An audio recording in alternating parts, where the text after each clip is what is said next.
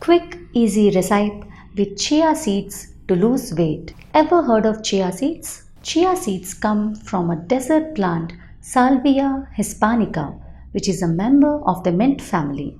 These seeds have gained attention in recent span as an excellent source to lose fat.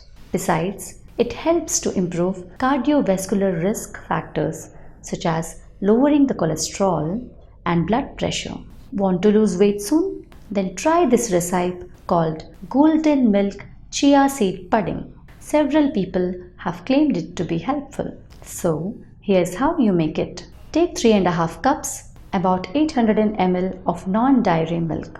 Add 1 cup of chia seeds of about 150 grams. Add 1 tablespoon of ground turmeric.